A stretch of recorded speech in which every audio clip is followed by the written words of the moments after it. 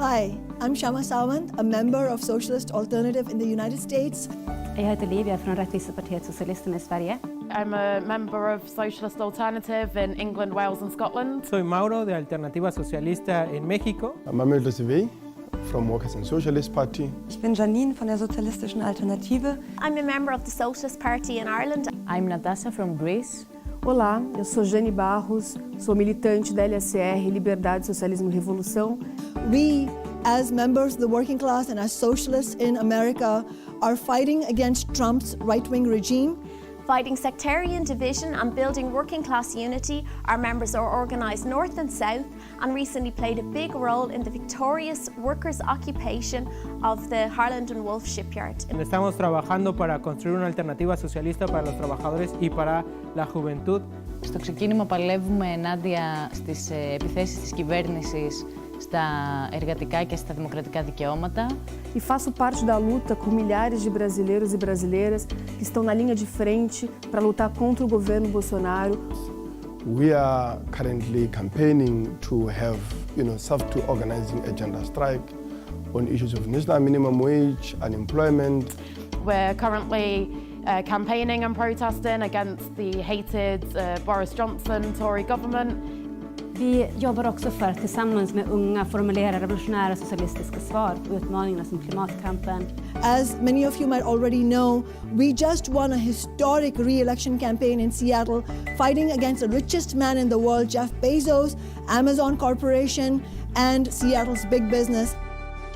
We're International Socialist Alternative, fighting capitalism and for socialism in over 30 countries around the world.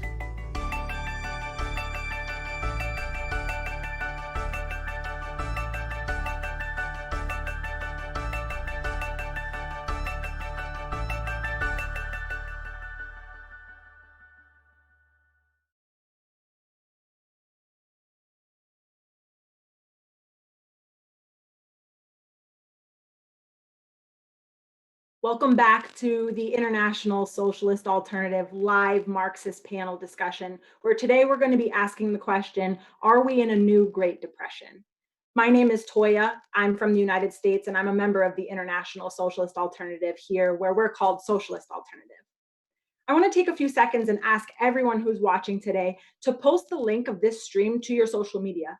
Let's let all of our friends and family and our neighbors know what it is that we're doing right now. You could even host a watch party. Maybe you can introduce these topics to someone who may not have thought about them before. Let's try to get out there and spread the message. I want to introduce our participants today. They are all members of the International Socialist Alternative from 3 different countries. First, we have Eric in Belgium. Next, we have Claire in England.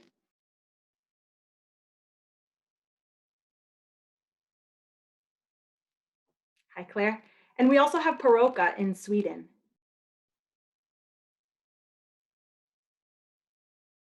So great to see all of you.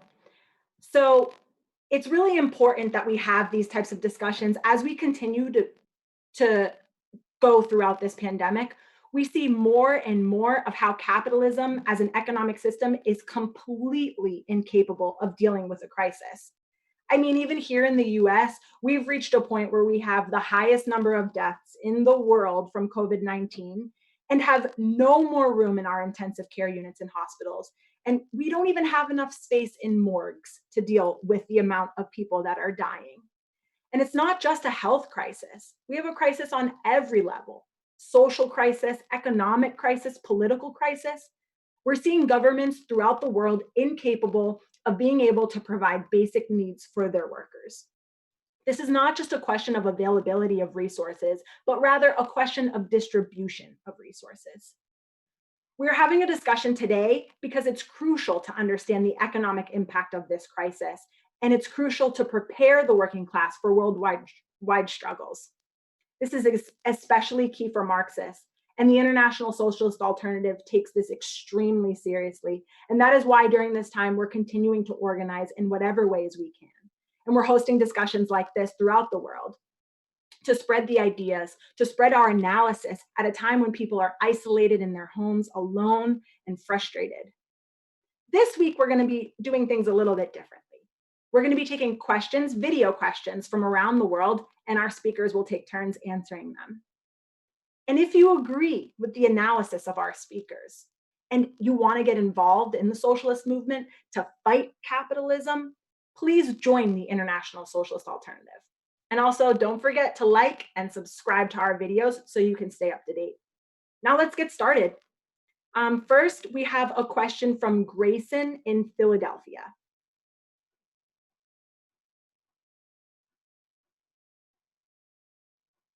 Hi, I'm Grayson from Philadelphia in the United States. So over the past few weeks, we've seen the world take a huge economic nosedive as the virus and the subsequent social distancing has limited market activity. There's record unemployment here in the US as mass amounts of workers have been laid off, but their jobs still exist. So is it possible then that the economic crisis will subside as soon as the virus does and everyone is allowed to go back to work? Thank you.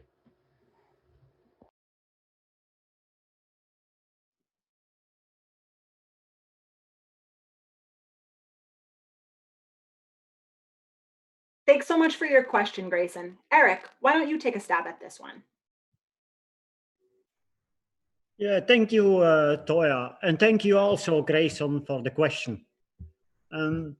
Before I go into the economic aspects, I would like to stress the brutality, the devastating health crisis immediately impacting on the lives of so many human beings, especially working class families and poor, from whom the question of a bounce back of the economy in too many tragic cases, unfortunately, has lost relevance.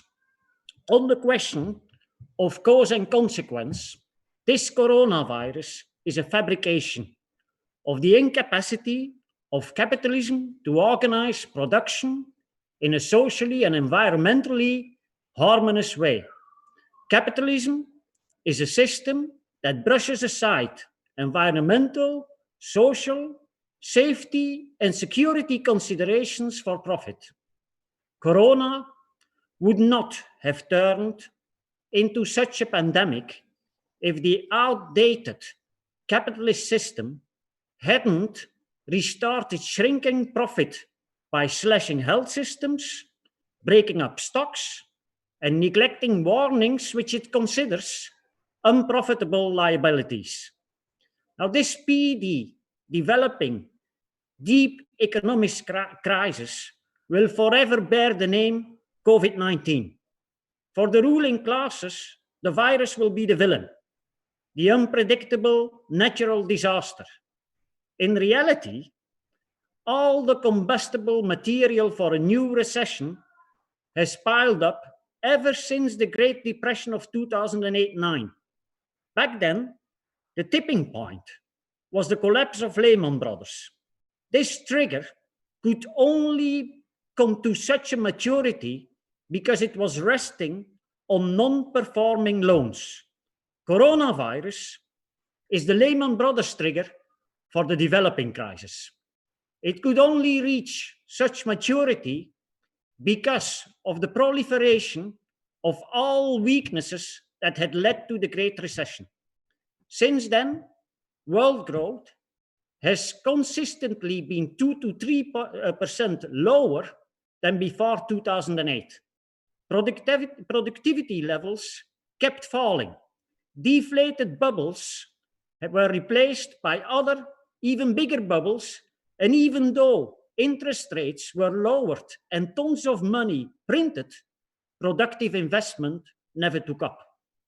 Wages were kept low, housing prices high, and tuition fees, health costs, etc., kept rising. What little benefits recovery has brought went overwhelmingly to the capitalist elite. And the vast sums of money pumped into the financial sector of key capitalist countries overwhelmingly went back into speculation rather than productive investment. In essence, the policy of the key capitalist countries consisted in kicking the can further down the road by pouring in more and more money. And as a result, worldwide debt reached an all-time high, $253,000 billion, or 322% of world GDP. And as such, that could trigger a new, even bigger financial crisis. The scramble for profits increased tensions within and between trade blocs, resulting in protective measures, growing political nationalism, and the partial reversal of globalization.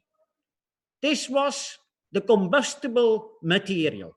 Coronavirus and the resulting lockdowns were important triggers, but without the pandemic, other triggers would have activated also the developing crisis. Thank you so much, Eric. Claire, what do you think about that question? Well, I agree very much with the important points that Eric has made. And I think that one of the things that coronavirus has done is exposed and brought to the surface all of the pre-existing contradictions, weaknesses, and frankly, the rottenness, which was already there before the outbreak of this pandemic. COVID-19 has starkly revealed the backwards priorities of a system in which the drive for profit is the primary motive force. And I think it's also shown the inability of that system to cope with shocks, especially given the massive underlying contradictions that Eric has touched on. And that's pertinent to this debate, which has been going on, particularly amongst economists within the capitalist press, about what the character of this COVID-19 recession is likely to be. So early on, there were some who argued that what we would be likely to see would be a short, sharp drop, only to be followed by a rapid and sustained bounce back once things began to return to normal, the lockdowns ended, and so on. But I think that that optimistic notion of a so-called V-shaped recession is now dismissed by most of the serious capitalist commentators. They understand that this is a far, far more serious crisis for their system than that. That's because the fundamental ill health, which had already existed in the world economy, as Eric described, has not gone away.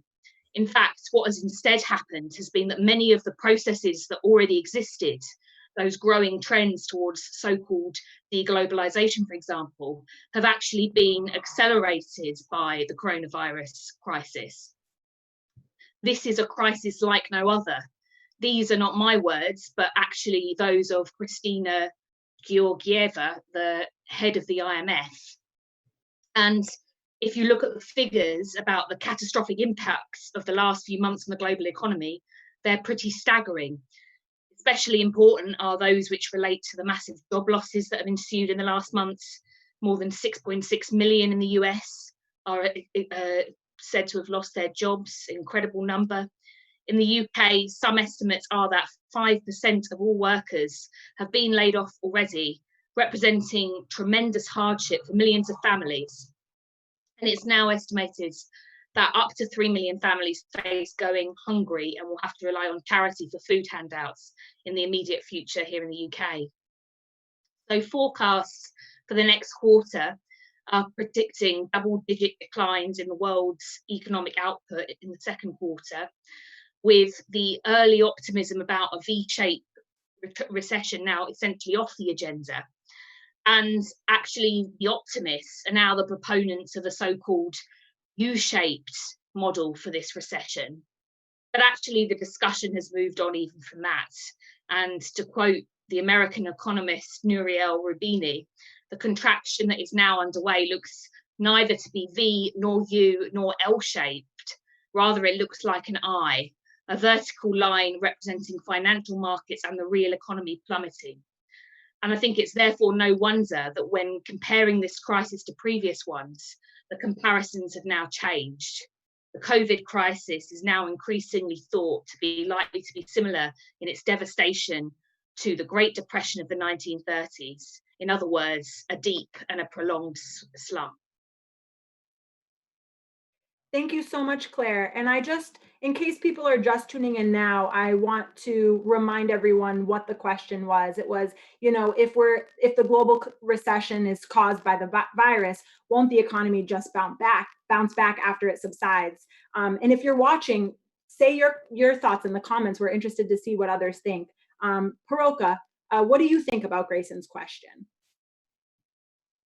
Oh, hi, everybody. Well, I, of course, agree with Eric and Claire. There won't be a rapid bounce back in the economy. I mean, the first thing is that we don't know how long the lockdowns will last.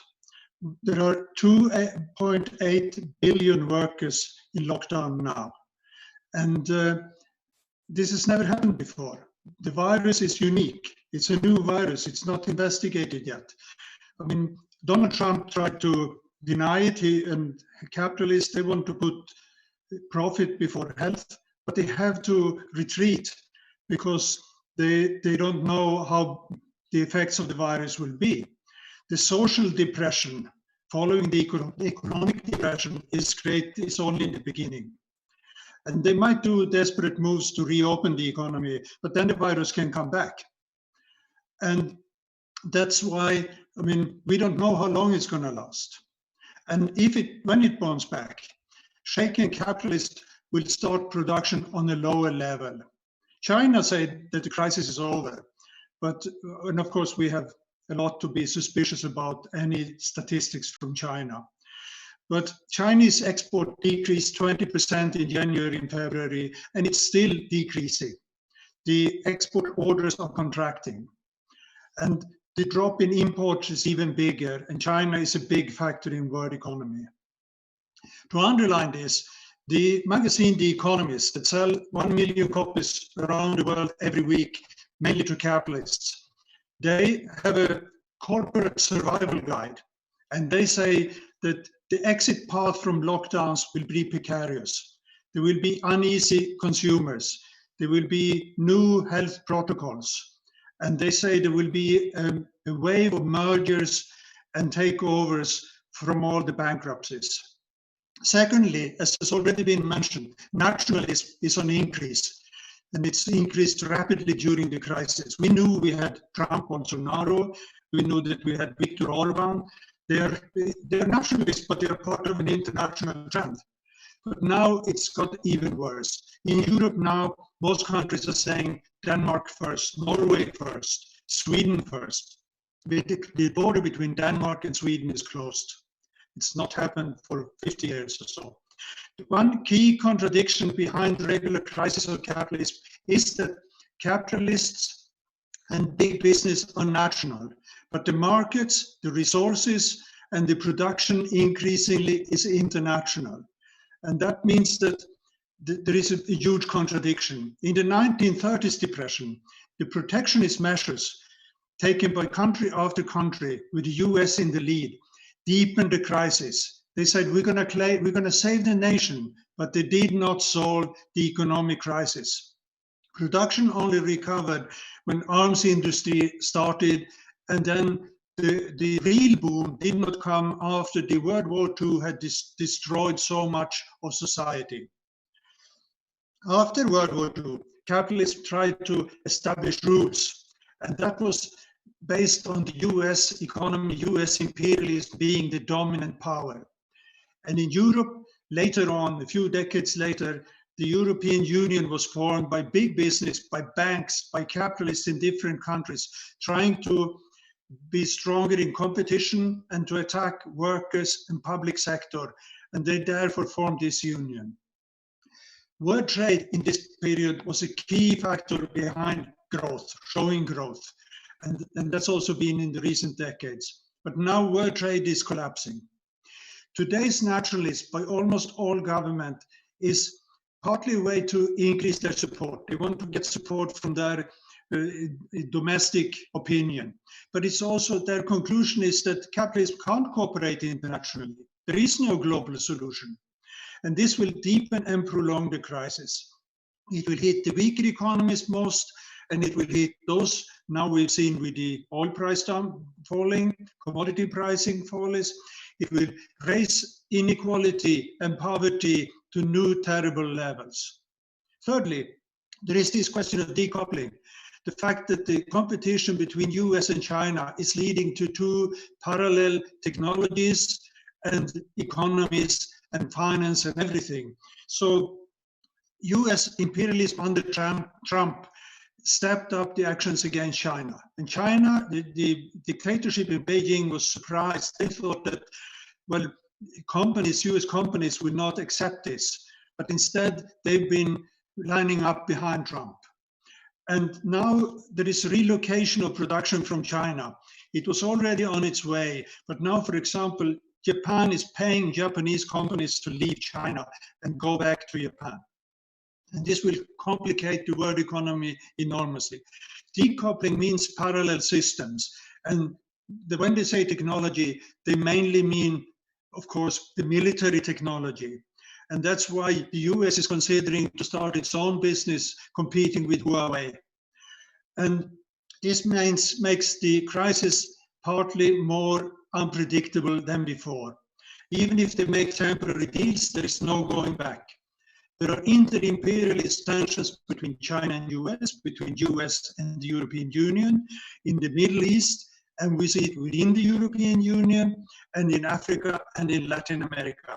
That means that the bounce back they hope for is not likely to take place in the way the most optimistic think. Thank you so much, Paroka. One of the comments we had from Paul in Ireland, who says the working class won't stand for the same level of austerity and attacks as last time, I think is super important to consider. And that's actually a great transition into our next question from Rens in Belgium.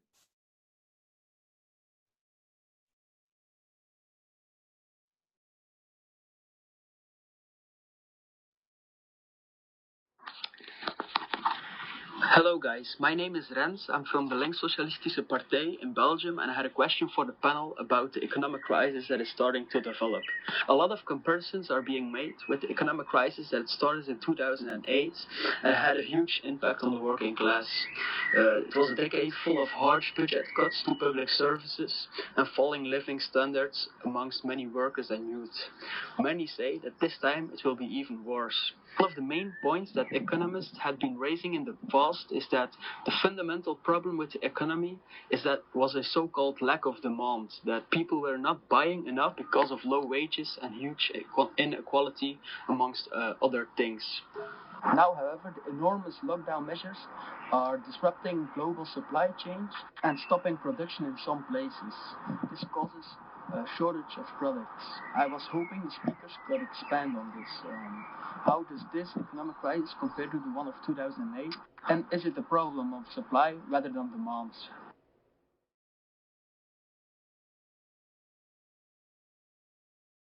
Thank you for your question. Claire, let's go to you first this time. Well, there are, of course, lots of unique features to this crisis. Clearly, it has an all-encompassing nature as both a crisis of supply and of demand. Supply is being hit because factories and other large workplaces are being forced to close. Demand is hit because consumer spending is restricted by lockdowns, as well as by the direct effects of job losses, of wage cuts, and so on. But I think it's important to remember that the basis for this crisis is not the inherent biological properties of the coronavirus itself. In fact, this is an economic crisis which is ultimately based on the same fundamental problems as that of 2008, contradictions that were never resolved in the wake of that crash and which have now re-emerged with an even greater force. We've had just over a decade of so-called economic recovery in the wake of that crash. But what has that been based on?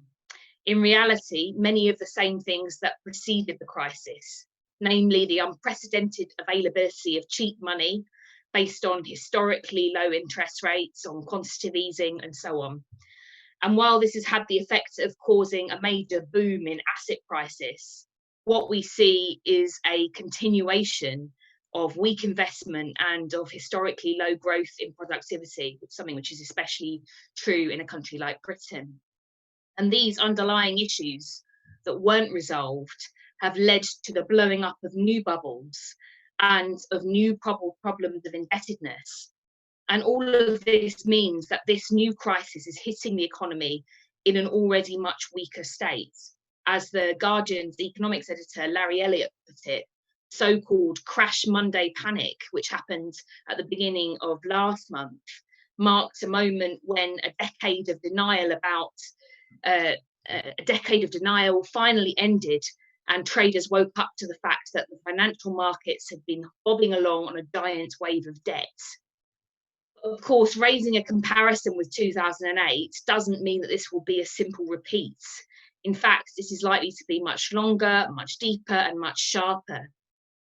The global coordination that we saw on behalf of capitalist governments in the wake of the financial crash just over a decade ago will be much more difficult in a world increasingly divided into competing spheres, as Paroka was just talking about. The sizable stimulus packages will have limited effects. And of course, the same question, that of who pays, is going to come to the fore. Working class people are inevitably going to be asked to foot the bill. Indeed, in all kinds of ways, workers are already paying with their jobs, their wages, their very lives.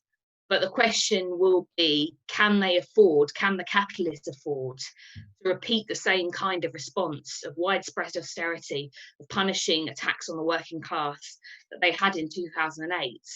Because I think increasingly, even the capitalists understand that at stake is the threat of mass upheaval, of revolt, even of revolution.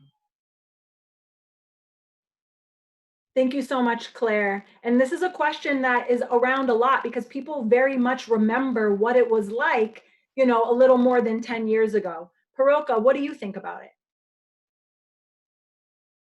Well, the short answer to this question is that there will be crisis both of supply and demand.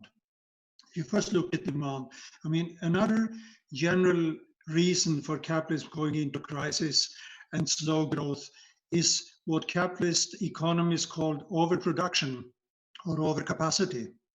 It means that they can't sell what they produce and get the profit they wanted. James Buchanan and others call this instead of underconsumption, meaning that workers and poor can't afford even necessities. And on a global scale, this is true, but it's also increasingly happening in richer countries. If I was asked to recommend any reading about the economic crisis in the 1930s, I would say Marxism in Our Time by Leon Trotsky, written in April 1939. He quotes Marx.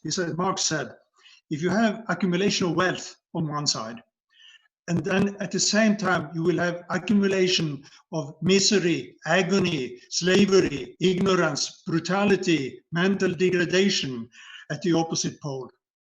And that's the side of the class that produce the wealth of those who have it.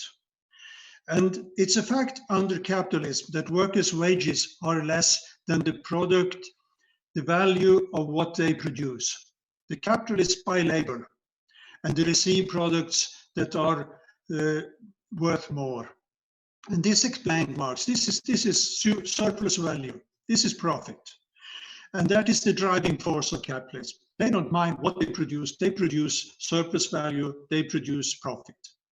Workers' wages are therefore not enough to buy what is produced. Over a long time now, several decades in many countries, particularly in the US, wages have not increased. They've rather stagnated and became a lesser part of the economy. But it also happened in the 1920s, by the way. And that has been compensated for by credit, by debt. Workers are buying, but on debt and by credit, or by tax reductions. But still, and this has been accepted by the trade union leaders. They should have fought against it, but they have accepted it. Yet consumption stands for a big share of GDP. In the US, it's 68%. In the UK, it's 63%. And even in Brazil, or UK, and in Brazil, it's also 63%. And then more than 1 billion workers will lose their wages, or big parts of them, now in this depression. We don't know for how long. And they won't be offered new credits. They won't be offered tax reductions. On the contrary, the banks will demand back what they borrowed. And the helicopter money, they call it, the money that the state will give out instead, will not compensate. That means that demand will drop. And that, of course, investment will also drop because the companies don't think they can sell what they produce. The Economist, again, this magazine, they say in this downturn, the fall in demand can be 50% in many sectors of society. There will be a slump in consumer confidence, as they call it. And the only engine for consumption for the next 12 to 24 months will be governance. Then you look at supply. It's obvious that part of production has come to a halt. And there will be shortages of key goods. In the global survey at the end of February, 75% of companies said that they already had this disruption in the supply chain. And majority of them had no plan B.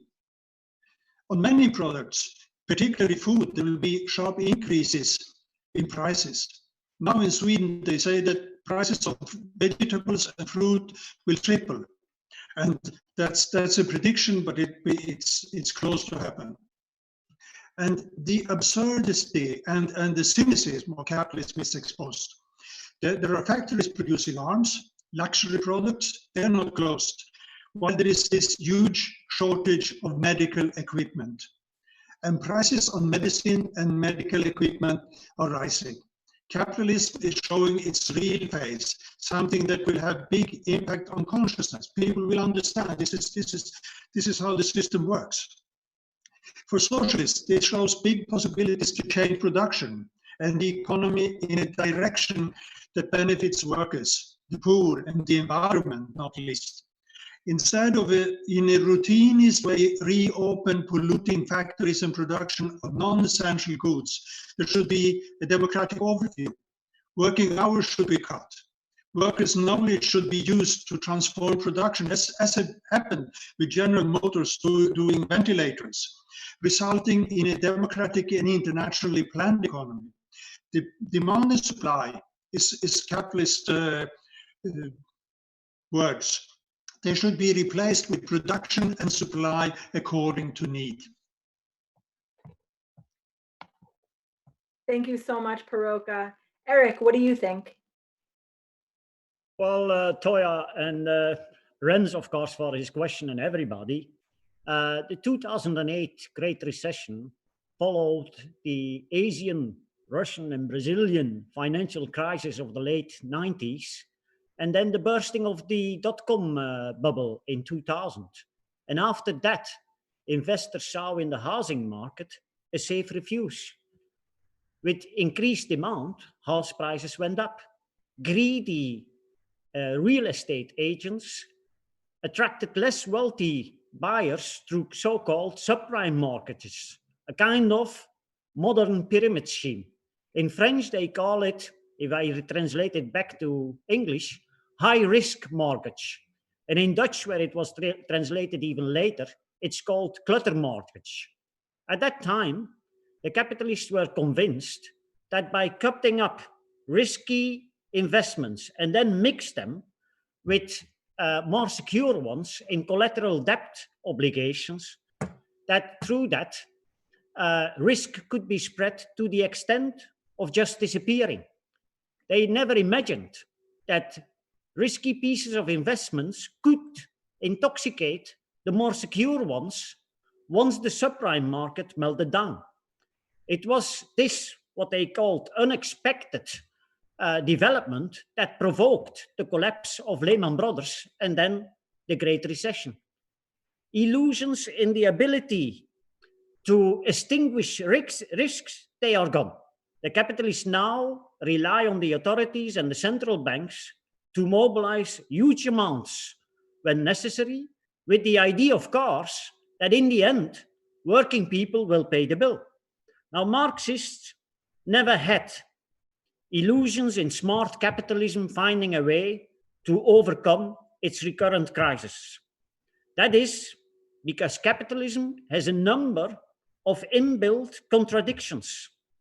It's socialized production, but appropriation is still individual. Workers are part of a collective chain of production, of division of labor, but with little or no say over what or how is produced, let alone over what happens with the profit. And then on top of that, while division of labor is now internationalized, the capitalist classes rely on national states, which again creates tensions, not only with the working class, but also with the capitalist classes from competing countries. Now, capitalists, as Peroque already explained, squeezes profits from the unpaid labor of workers. That leads to class struggle over wages or profit, but it also creates an inbuilt tendency to overproduction. By far, the main problem for capitalism today is the development of science and technique. Feverish competition requires important research and development to be paid off in ever shorter spaces of time. Now, this undermines profitability in the real production and requires limitations on the free sharing of knowledge through patents. Today, on average, companies pay out 70% of profit in dividends instead of reinvesting in production. Scientific and technical innovations, fortunately, do take place, but they hardly contribute to increased productivity because they are hampered by private ownership. Marx once said that any social system can survive as long as it is capable of developing productive forces, but that otherwise the motor of history, the class struggle, will ignite. Thank you so much, Eric. And I want to take this opportunity to say hello from everyone all over the world. We have people from Brazil, South Africa, India, Nigeria. And I want to give a special shout out to one of our essential workers on the front line, John, who's a hospital worker in Maryland in the United States, who is listening in from his workplace. Thank you for all the work that you do. And thank you for everyone else who's tuned in. It's crucial that we continue to build movements globally. And as you can see, there are people around the world who are participating in that right now, even at a time when people are quarantined, especially in a time where we're seeing capitalism allow for potentially hundreds of thousands of people to die because of the greed and because of the profit of the billionaires. Maybe you're watching this video right now thinking, I agree, but what can I do? Maybe for some of you, the analysis is new. Maybe it's what you've been thinking about for years. Well, the first step is to join with other workers, other students around the globe that are leading and helping to unite struggles that expose this system for what it truly is. It's inhumane, it's inefficient, and it's cruel. Join the socialist alternative so we can fight against capitalism and fight for a better world, a socialist world. The International Socialist Alternative has members all over. So please check our website for a section closest to you, no matter your continent and no matter your language. Also, please consider donating to keep the work of International Socialist Alternative going through these difficult times. We had a €500 donation from Jonathan in Portland. Thank you so much. Anyone who's watching, can you help match Jonathan's donation by giving €100 or €200? And for those who can't give as much, please consider donating €25 or €50 to help the International Socialist Alternative continue our work. I'm going to go to our next question, which is from Yara in London.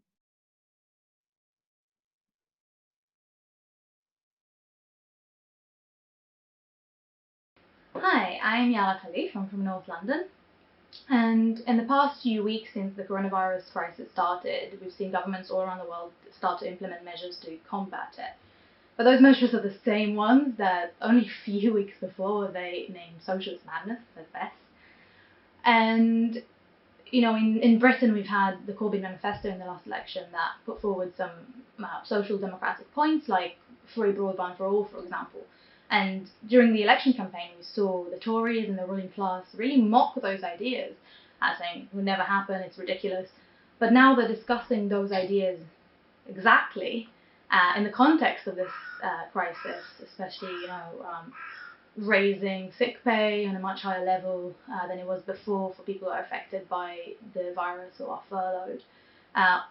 And I want to know what you thought. Do you think that capitalism is abandoning neoliberalism now, and now we're going to have kind of like a social democratic welfare state, or socialism even, or do we think that it's a bit more complicated than that? Thank you.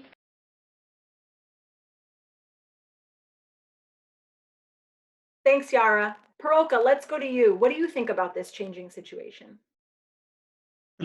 I think it is a very good question. I mean, if everything is changing, is not politics changing then? Is there maybe even a left-wing turn in politics? Some seem to fear socialism more than they did before. In Sweden, the youth organizations of the right-wing parties are campaigning and warning, saying that socialism is on its way back. Newspaper editorials are saying that you can't blame privatization. You shouldn't blame the austerity we've done. This is very similar to what happened in the US in the 1930s. Roosevelt's New Deal was being attacked for being socialist. Roosevelt replied that, well, I've taken these measures to save capitalism, to save the capitalist system. And he said, well, I'm representing the interest of the entire capitalist class. Trotsky quoted the defense of Roosevelt from one of the administration's people around Roosevelt, who had said that, well, look here, profits are higher than in the last years of Hoover's presidency, who was before Roosevelt. And Trotsky showed that the achievements of the New Deal were fictitious. They resulted in a huge increase of the national debt. And they prepared for very sharp capitalist confrontation to come after it. And Trotsky said, well, in other words, it's directed into the same channels as the policy of fascism. It's preparing for imperialist confrontation.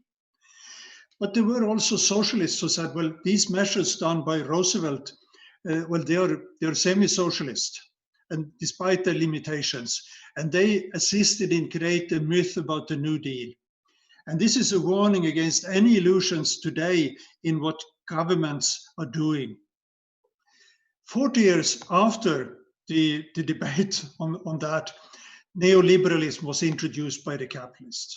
It was their revenge against the working class and against welfare states where those existed. With the economic crisis in the mid-70s, the capitalists left the Keynesianism that they used, not classic Keynesianism, but the one that assisted big business in the 50s and the 60s. Neoliberalism is monetarism. It means that finance became dominant. That is banks, central banks, stock markets, and a lot of new financial innovations. Privatization was a word that almost no one had heard about until the 1970s. And that became a big element of neoliberalism. Public sector budget surpluses was also a new innovation. It had not existed. States had borrowed to build welfare state or infrastructure or assist big business. Capitalist globalization accelerated, and it leaped further when capitalism was restored in Soviet Union, in China, and in Eastern Europe. At the same time, the capitalist class, as I explained before, never became international. They were still relying on their national state for support and for a repressive apparatus, and particularly for a military buildup. Now they are, with this crisis, this is an unprecedented crisis, as we've said. They are forced to introduce what was previously thought as impossible or unthinkable. Maybe pay people who are sick. Maybe pay some people who are unemployed. More money for healthcare. They have to nationalize companies. Of course, they did some of this even at the crisis in 2008 and 2009. and then they turned back to austerity and privatizations later. And these policies, neoliberal policies, are still conditions for getting money from the World Bank and the International Monetary Fund, the IMF. And of course, those money are not for free, they are loans. In Sweden, they were planned huge healthcare cuts before this depression. Those cuts have been postponed, but they've not been cancelled. But still, I mean, they are changing something. But any turn from neoliberal globalization into a kind of national policy is not progressive. It's not the beginning of a more humane capitalism. It's something they do to try to save themselves. If you make a parallel, in Europe, socialists are against the capitalist, refugee hunting European Union, the neoliberal European Union. But our alternative is not national capitalism. Our alternative is international European socialism. But if they leave important parts of neoliberalism and start with other policies, it's still a change we should note. It means that something is possible to change. And mass anger from below and struggles might make them hesitant to go back all the way, and they can't because of the contradictions between themselves. And this means that demands for nationalizations and, for example, sick pay is not enough. It has to say that we don't want nationalizations to be given back to private companies or private business later on. We must warn against any illusions in national solutions, in any argument saying we're all in this together. Socialists, trade unionists, climate movements, social movements should mobilize, demand democratic control, demand democratic planning. And they said that nothing could change, and definitely things couldn't change rapidly, but it has done.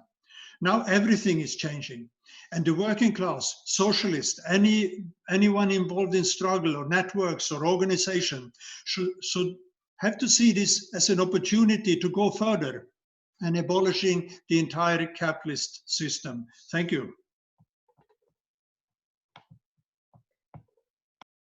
Thanks, Paroka. Eric, what do you think?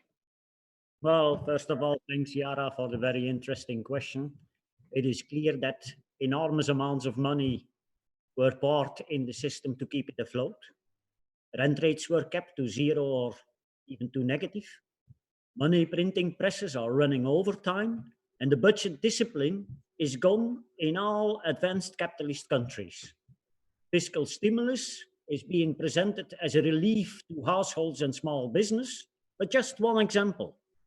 Only 11% of the US $2,200 billion fiscal bill goes to working people's checks. Krugman, the economist, he refers to that bill as a disaster relief. For it to become a stimulus, he says, another $4,000 to $5,000 billion would be required. He warns, by the way, for what he calls a huge fiscal time bomb, when the state and local governments in the US losing tax income and confronted with extra expenses will start sacking workers, teachers, employees, and so on. But there are many potential time bombs. The housing demand in the US is expected to collapse by 35% this year, erasing $1,300 billion of the housing market value. Half of the gigantic worldwide stock of non-financial corporate bonds is close to junk level, threatening a chain of bankruptcies and a financial collapse. With world food in danger, like in 2011, we could see food speculation soar again. OPEC reduced oil production by 10 million barrels, but demand is falling by 35 million barrels a day. The International Labour Organization expects now 1 billion workers worldwide to become either unemployed or see their wages reduced. Another 500 million people will be driven in extreme poverty. That's why even the Financial Times now argues for a social contract, like the one after World War II, with a more active role of governments in the economy, public services, less insecure labor markets, and a degree of wealth distribution. Financial Times proposes that to save capitalism, but it won't work. Back then, the war had wiped out property, infrastructure, and capital that had to be rebuilt in competition with another social system. Fordism, which already existed before the war, was applied on a massive scale.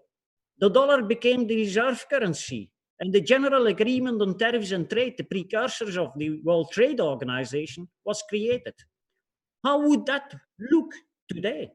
It's impossible.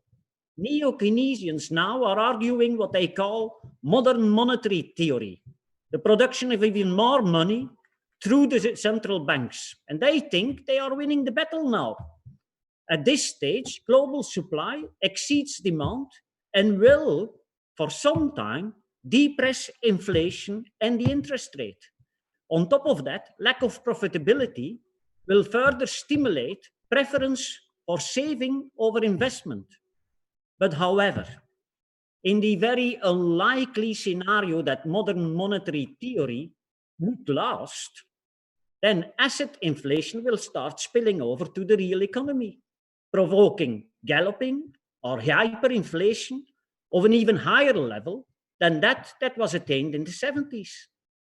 The failure of those dangerous illusions would open the way for more reactionary regimes, stoking the flames of nationalist and xenophobic reaction. Reformism and neo-Keynesianism offer no solution to the type of challenges ahead. It's only a bold program of socialist transformation based on the nationalization and democratic planning of the key sectors of the economy, which will, by the way, find a much greater echo today than in the past, that can offer a way out. Thank you so much. Thanks so much, Eric. Claire, let's go to you.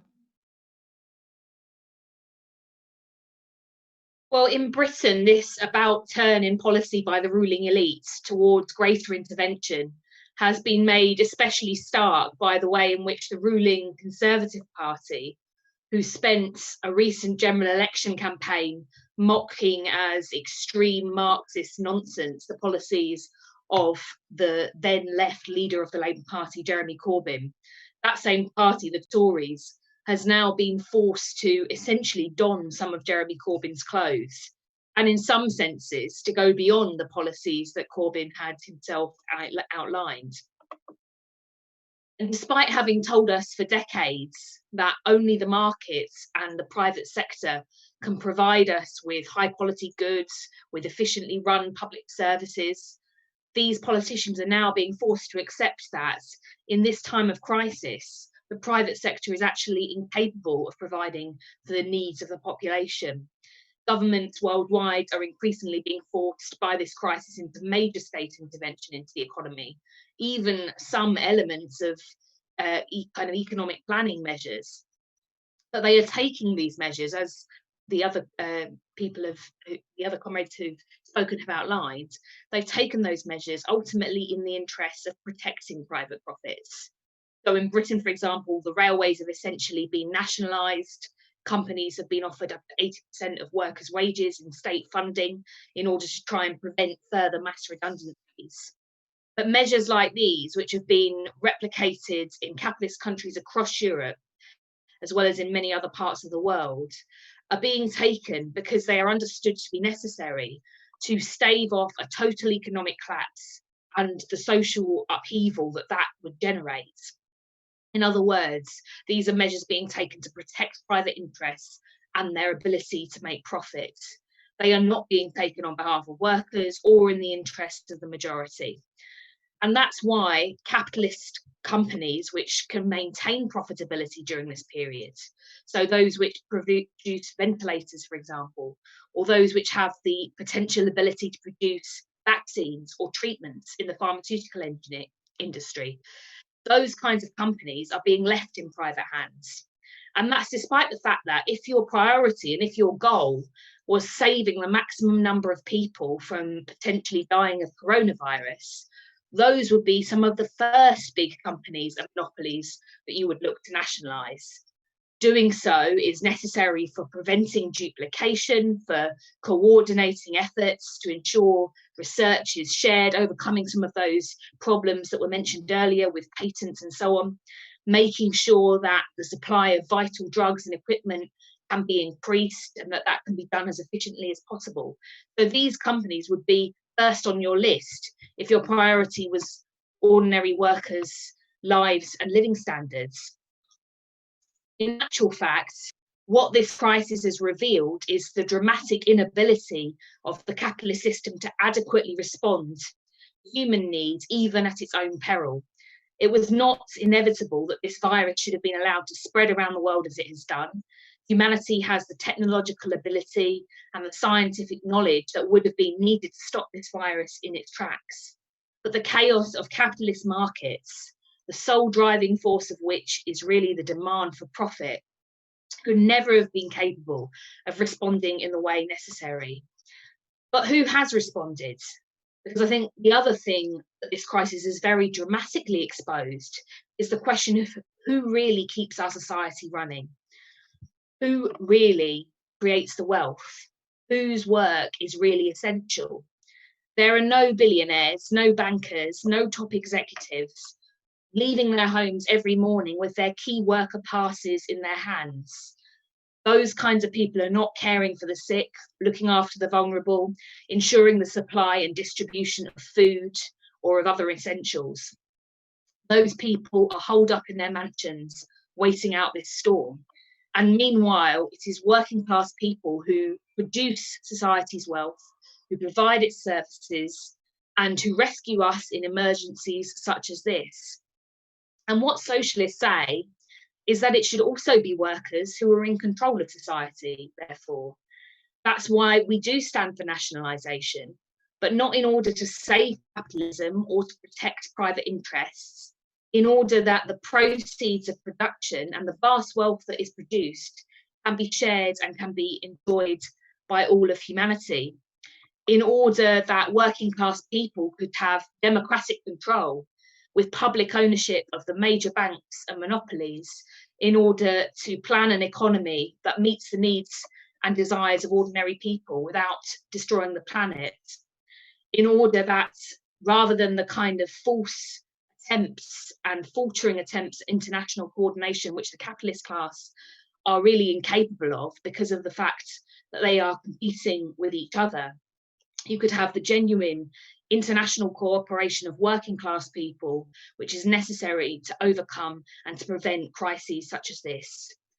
So we say that there should be no return to normality after this crisis. Like the slogan that's being used in Spain and some other countries is, we say so-called normality was the problem. And instead what we need coming out of this is to redouble our efforts and to organise a mass struggle and a fight for a socialist world.